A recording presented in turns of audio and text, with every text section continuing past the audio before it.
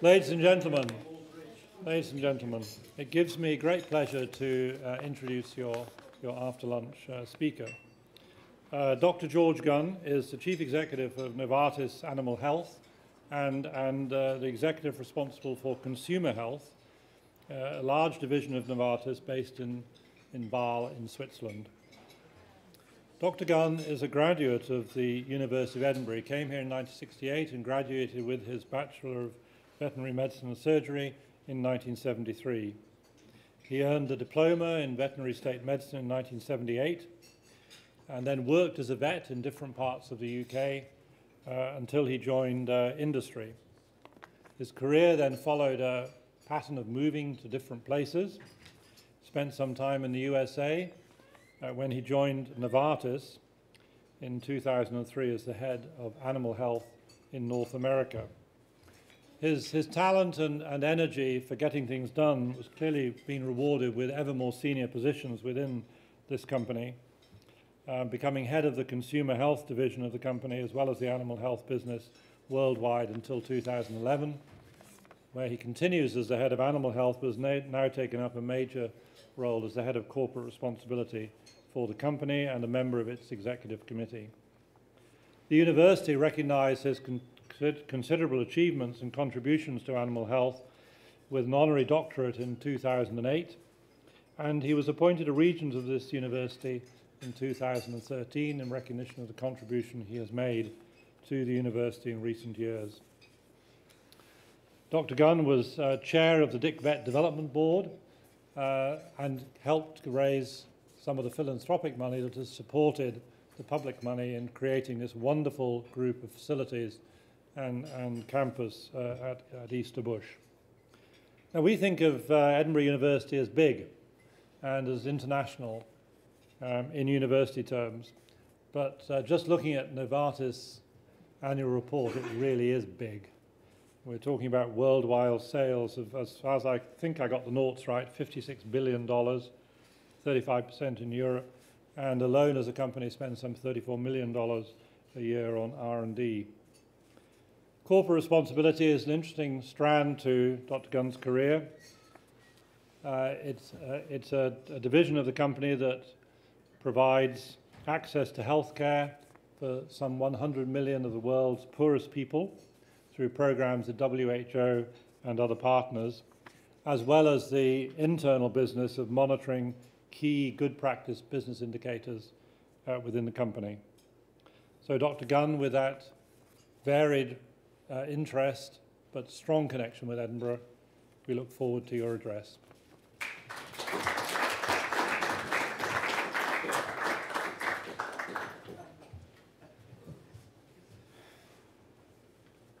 Well, good afternoon.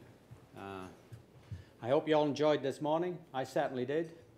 I'm always amazed at how decent a bloke David Argyle is for a Glasgow graduate. You did very well, David. I think this has been a bit of a, well, it's given me a lot of food for thought this morning, being here. When I was here originally, when I came here in 1968, I was a kid from the Shetlands, and I hadn't seen a double-decker bus or a set of traffic lights or a train until I stepped off the boat in Aberdeen on that Sunday morning to bring me here. And I never imagined that 45 years later I'd be standing here talking to you. When I came here to the bush first, and this was what we called the field station, it was, as David said this morning, a farm. And the main activity was a cowshed across the road there, which, where we did rectal examinations in cows. That's the major procedure in animal health.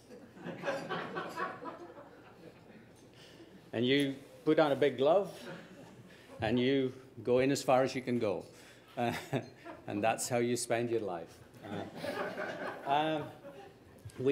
These days, we used to define veterinary medicine in 3 lines. If it's out, push it in. If it's in, pull it out. And if it's down, give it calcium. And if you look at this place now, boy, has it changed. The world is a very different place. But it was this place that gave me that ticket to go and do what I did. And it's fantastic that we have a place like this in the veterinary profession. So what I will try and tell you today is a little bit about the world that I live in. We have a small veterinary medicines industry that, in my view, is very important to the world. It's important in production animals. That's what we call farm animals or food animals. And it's important in companion animals, the pets that we all know. And these have a value to society, and they basically couldn't exist without our little world, that little world that starts with the veterinary profession.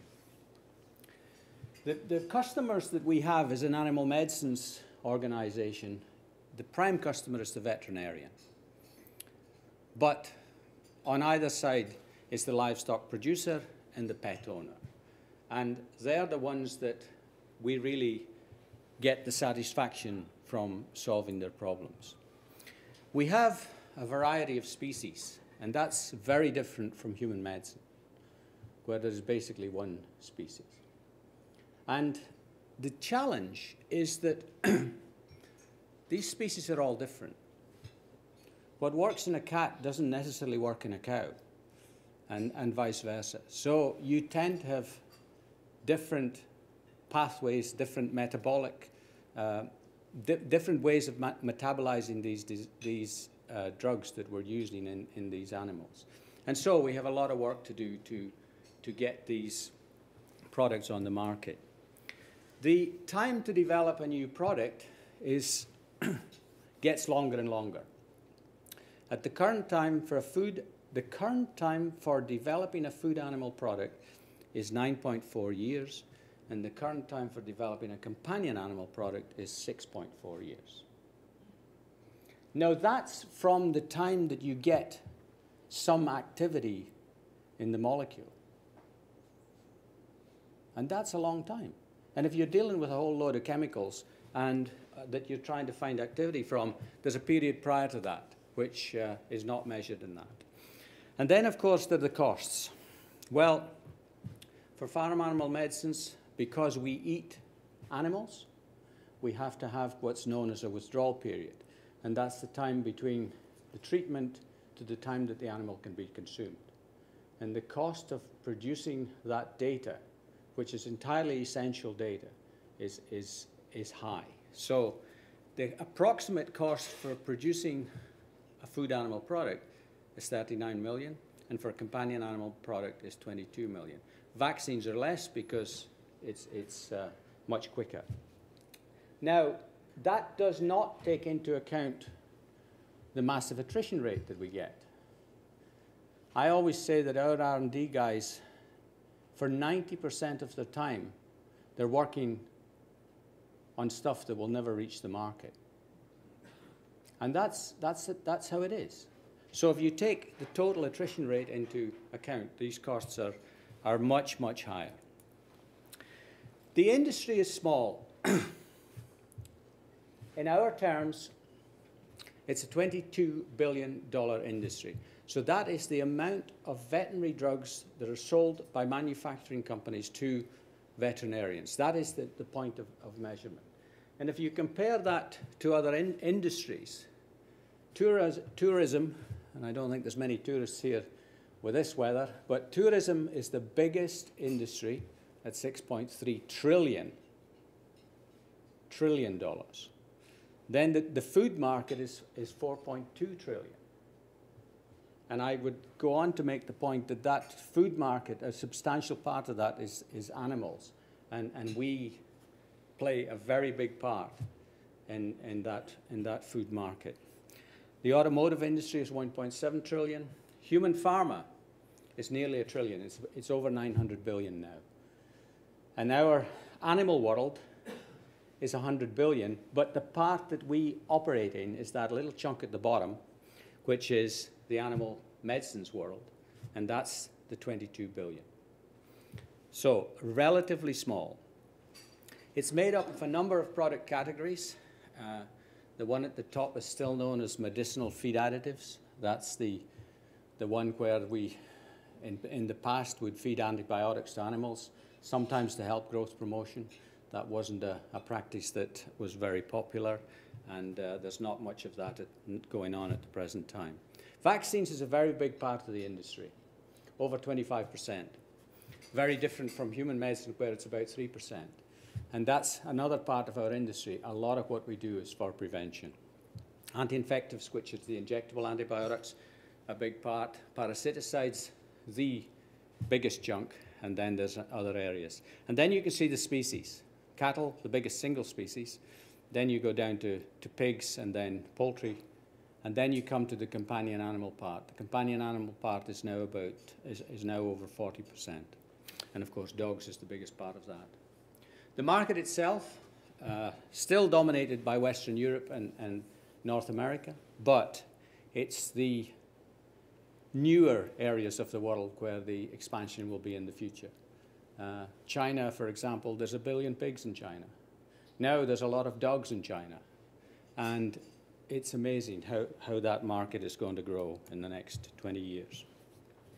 The industry, I would suggest, is essential to the food production industry. And if you can look at this slide, and it came out of the FAO, in the next 50 years, we're going to need 100% more food, and 70% of that is going to have to come from increased efficiency of production. Now, I'm not a guy for factory farming at all, but I think that it's played its part. And I think that if you philosophically look at how we feed the world, and you know, we have 7 billion people in the world at the moment, and that's ever increasing. And we have to feed the world. If you look at the grain, the parts of the world that can produce grain, it's entirely reasonable that we feed that grain to humans rather than put it through animals, because putting it through animals is a relatively inefficient way of producing protein. The most efficient species is the chicken, and I think that will always continue. The pig is much less efficient, and when it comes to ruminants, we should be producing beef and lamb from areas of the world which are impossible or very difficult to plough. And that is how I see it. Now, these areas that produce beef and lamb and chicken and pigs, these areas, it wouldn't exist. That world wouldn't exist if we didn't have animal medicines to keep these animals alive. So we play a dramatic part in that. And this is just and David mentioned the aquaculture industry this morning. And this is just an industry that's, as a Shetlander, it's a little bit close to my home. But if you look at it in 1970, this is the number of metric tons of production, and 96% of it was coming out of caught fish. Virtually nothing was coming out of farm fish. And 2000, 26% coming out of farm fish. By 2030, the estimate is that we'll have 57% coming out of aquaculture. It's an industry that's just blossomed out of very little. And the fascinating thing about bringing these North Atlantic salmon into cages is that the diseases that were in the natural salmon were not very evident, but when you bring them together, the diseases suddenly become evident. And so these wild diseases become epidemic diseases and have to be controlled. And we've been incredibly successful at producing vaccines for these diseases. How do you vaccinate a fish? You put it in a big tank, you put a load of fish in a big tank, you pour in some anesthetic so they stop wiggling around, and then you pick them up and inject them into the peritoneum. There are now machines that do it. And It's incredibly effective. And that industry just could not exist without that. So the other part is the livestock industry and what is happening in the developing world. If you think about, and I mentioned China before, there's still 750 million people on the land in China. And that's the case in most of the developing world. There's a huge number of people still on the land. And if these people have an animal, they're rich.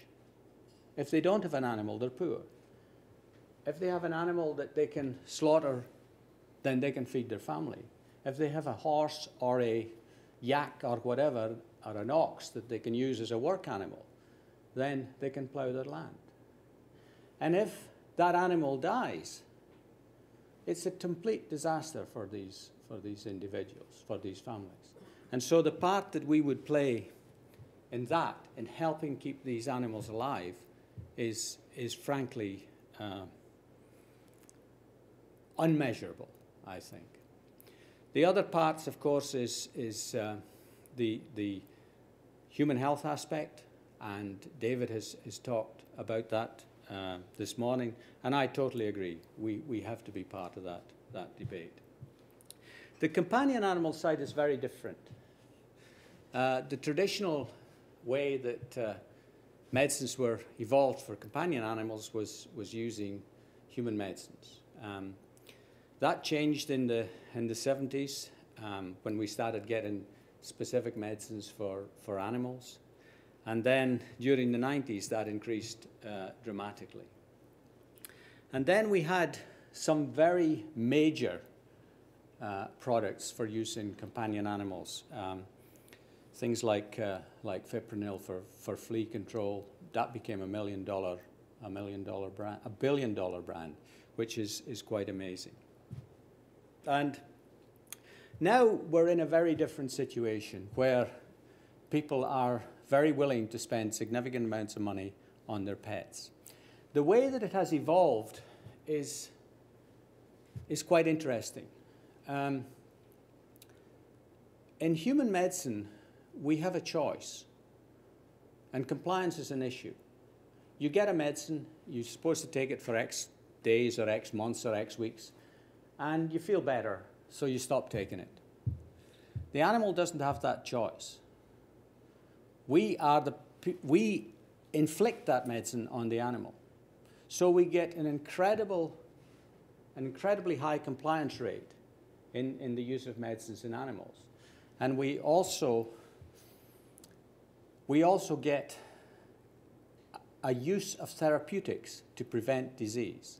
I've said before that vaccines are really important in animal health, but the use of therapeutics to prevent disease is incredible.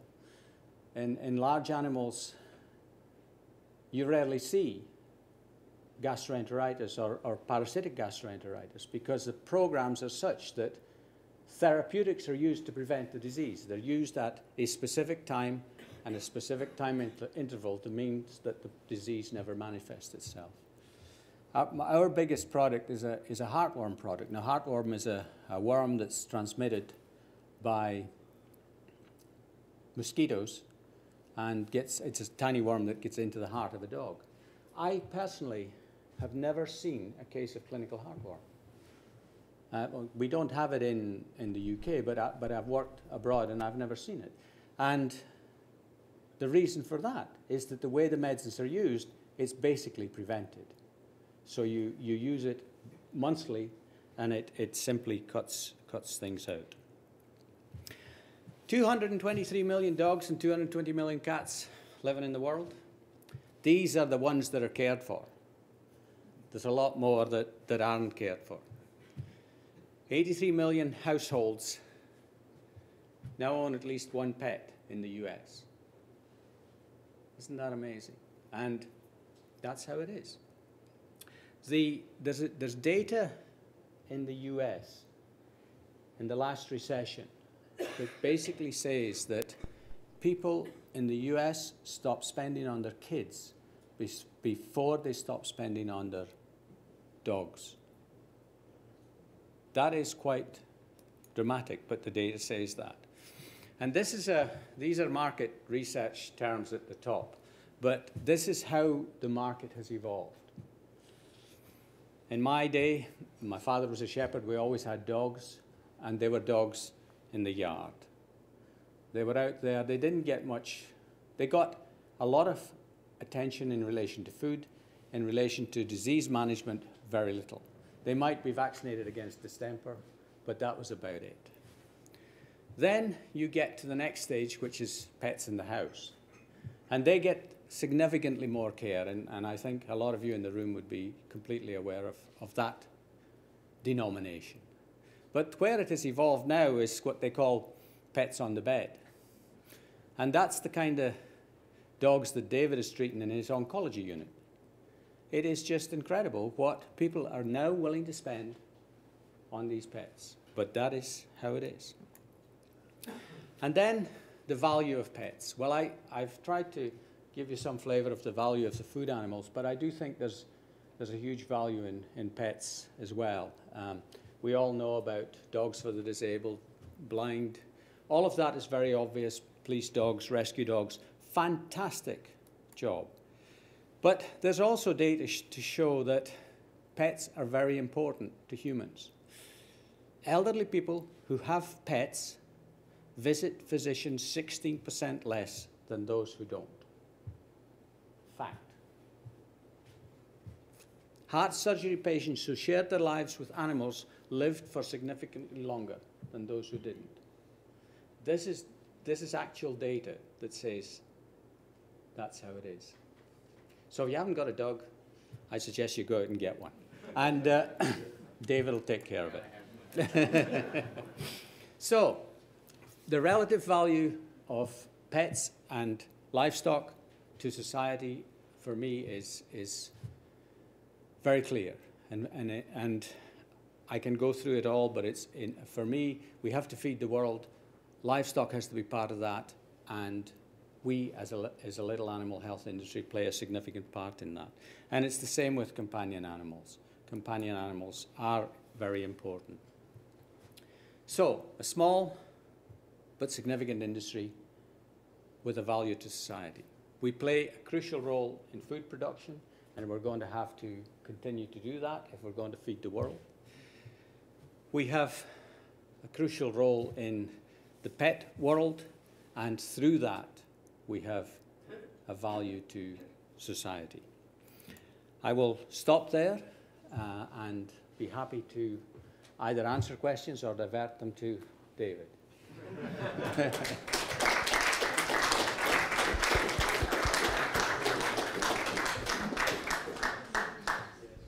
Questions? No questions. Mary's got a roaming. It's actually over there. Right. No, I didn't have a question. I thought you were looking for me, actually.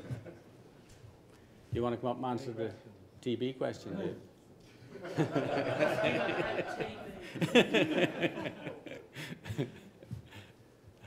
No questions. Good. Shall we ask a TB question? Would you be happy to answer it? Yeah, of course. I mean, I have no vested interest in it at all. But I mean, we have a situation where we have a disease that has to be controlled. If we had a disease that we could prevent, then it would be easy. But we have tuberculosis in cattle, and we have tuberculosis in badgers, and we have to do something about that. Eventually, the badgers who are severely affected will die. When I was in the government service 30 years ago, and I was working in Staffordshire, and we had tuberculosis in badgers in Staffordshire. And I remember, well, I learned how easy it was to trap a badger. You know, you put a few peanuts around the top of the set, and then you get them eating the peanuts, and then a few nights later you come back and you put cage traps in, and on one night we caught 56 badgers, and about 10% of them had TB in an area where we didn't have that much TB. Now, in these areas where they have a lot of TB, it's probably 70–80% that have TB. So we have to do something about it. And I'm afraid part of that is probably culling. I don't think that there's any way around it now because the population is so infected.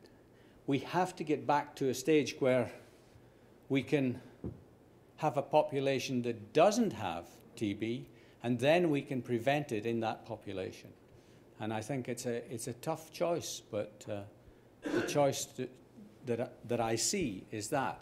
Whether I would go out and shoot them is a different story, but I think that we somehow have to control it, and that's the only choice we have. We have to find a way of doing it. Yes, at the back. George, perhaps you'd like to elaborate on the... Sorry, Peter Austin again. George, perhaps you'd like to elaborate on the potential for vaccination and what populations are likely to respond or not respond. Why don't you elaborate? I'm retired. You're retired.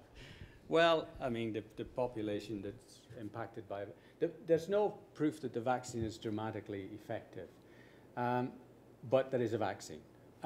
So that's good. And obviously, if we keep working, we can get better vaccines. The difficulty then is finding a population to vaccinate and getting that population vaccinated. I think you can trap badgers, therefore you can prevent disease, but you can't prevent disease in an animal that's already got the disease. So you have to get to a population that doesn't have the disease before you can then prevent it. So my view would be in the short term you control the disease, in the longer term you find a way of preventing the disease.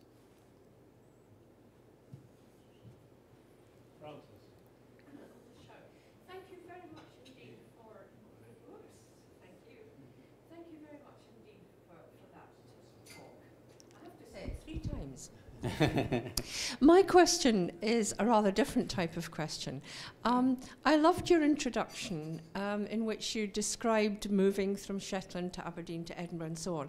And my question is really, in your move from Shetland to being head of animal health at Novartis, who have been the people who have most influenced you? Maybe not scientifically, maybe in other ways. I'm always very interested in who people have as their role models. Wow. Well, you know, if I go back to basics and listening to some of the debate today, I had a lot of gifts in my life. The first was my parents gave me time. So they taught me. My father was a shepherd, and when I was a kid, a real young kid, I must have increased his working day by 4 hours or 5 hours on some days, because he would take me with me. He would take me with him, and he would teach me how to do whatever I had to do. And I look at my kids, and I never gave them that gift to the level that he gave me. So he taught me, and my mother as well, they taught me things that I would never have learned. And it wasn't that much to learn, but you could do it really well. You would just, you know, like shearing a sheep and milking a cow and things like that. And then, and they were things that, if I'd have stayed in that life, were essential to my survival in that life. I think, if I think about, and I couldn't help thinking about it this morning, was the gift of a free education. You know, I lived in an era where my parents had nothing, but it was never a question of whether I could afford to go to university or not. And my grant was £120 a term. And I lived on that totally. I didn't need any more. I had all my books out of that. I had digs out of that. My bus fares, somehow we were able to do that. So, you know, if I'd had to think about getting a loan, I'd have been frightened by that. Or paying my fees, I'd have been frightened by that. So I would never have done what I did, because I would have been, not forced, but I would have chosen to stay home and be a shepherd. And then, I guess this place was just amazing. You know, it gave me that education, which was just fabulous. And it taught me about life. You know, being a student here for 5 years was just, yeah, it was incredible. I knew nothing. I could pass exams, but living in Shetland, I knew nothing about anything. And it taught me so much. And then I can go on, but I think that's, I hope that gives you a flavour.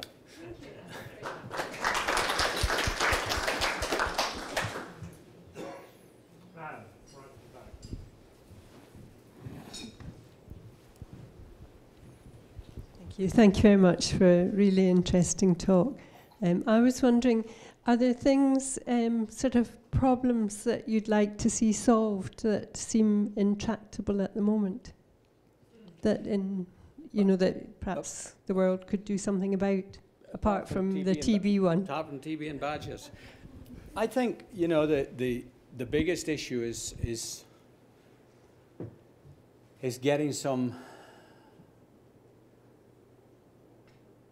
getting some means of food and getting just some basic essentials to the people who have nothing.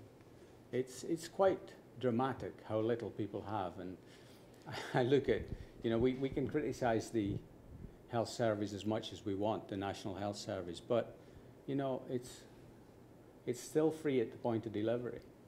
And there are billions and billions of people in the world that don't have that.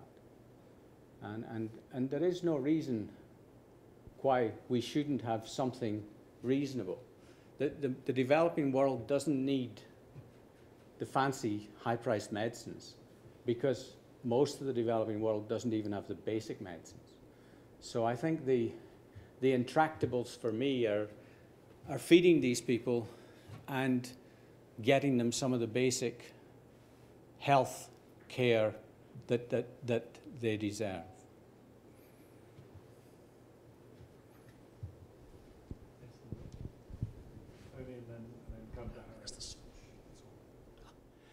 Good afternoon. Thank you very much for a stimulating address, Dr. Gunn. I hope I'm not going to be too controversial. So I'm Bill Buchan, an ancient economist.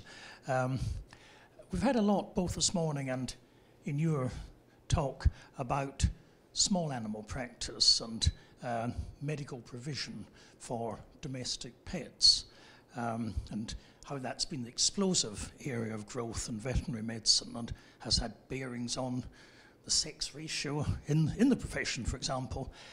How much thought is given to what it's appropriate to administer to a domestic pet who has no choice in the matter, of course? Transplant surgery, chemotherapy, advanced cancer surgery. Is it really appropriate to apply those sorts of medicine to our moggies and fiders? I think we always, in my profession or the veterinary profession, we always have the choice of euthanasia. In a food animal, the animal has a value.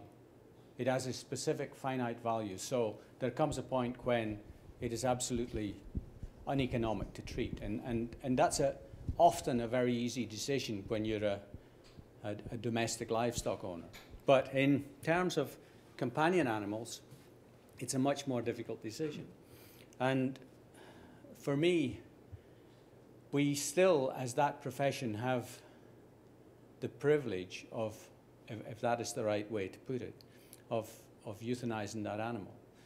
And I think beyond that, and I have a significant sympathy for the tone of your question, because I think beyond that, we have not only that privilege, but we have a duty to say, look, this animal is suffering, and we can stop that suffering. So I have no issue with that at all.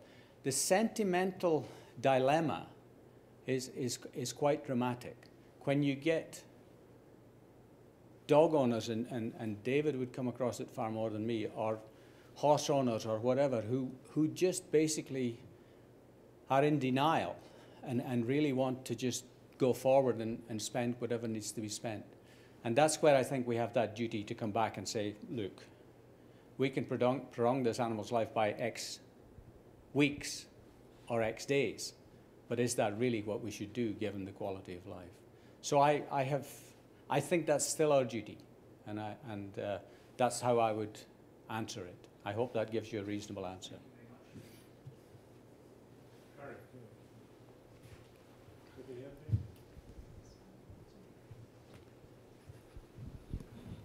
Thanks very much.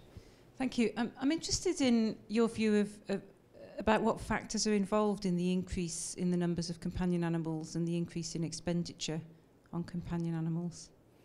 Yeah, it's relatively straightforward, I think. Wherever you have increased economic wealth, you have more pets, and that seems to be where it is. And that seems to be the trigger. If you look at countries like China and Russia, when there was basically very little wealth, you had virtually no pets. And the minute the wealth increases, you go to Moscow now, there's more Porsche Cayennes in Moscow than in any other city in the world, and there's more dogs being kept as pets. And I just think it's related to that. It's related to pure economics. But not necessarily status? I don't think so. No. I don't think so. But, you know, that's just my opinion. There probably is a very small percentage in relation to status, but I think it's not the driver. Okay. Good. Well, thank you very much for answering those questions and for your very good talk. Pleasure. Thank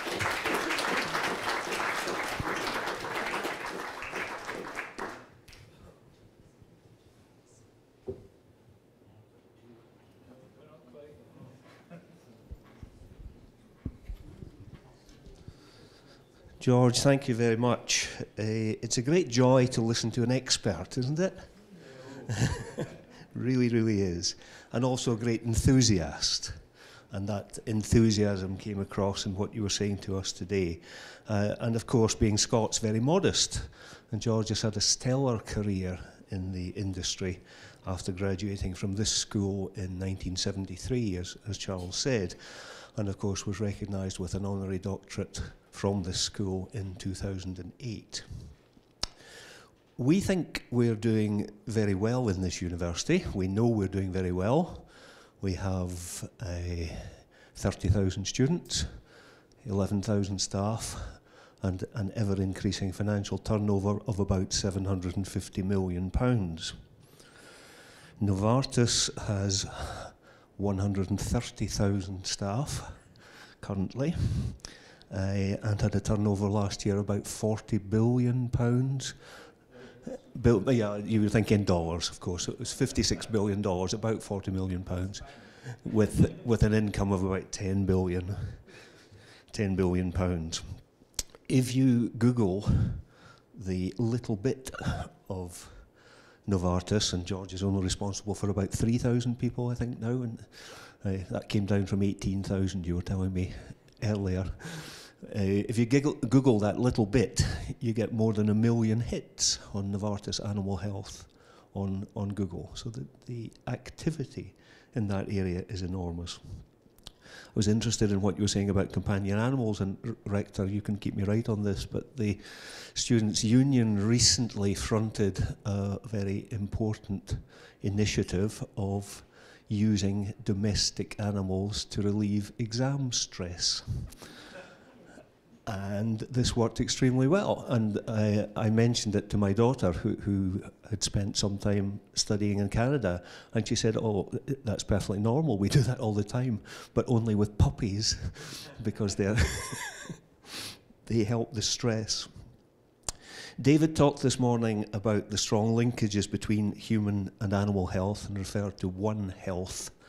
And I think our university, and indeed the research establishment in which I spent my career with Inveresk and Charles River, did that, and of course Novartis does that.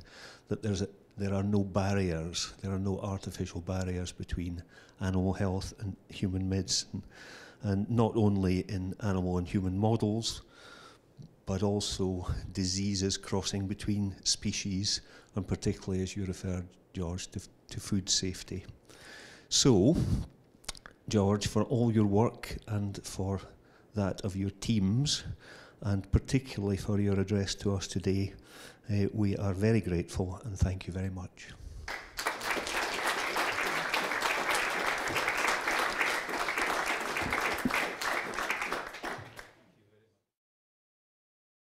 This production is brought to you by the University of Edinburgh.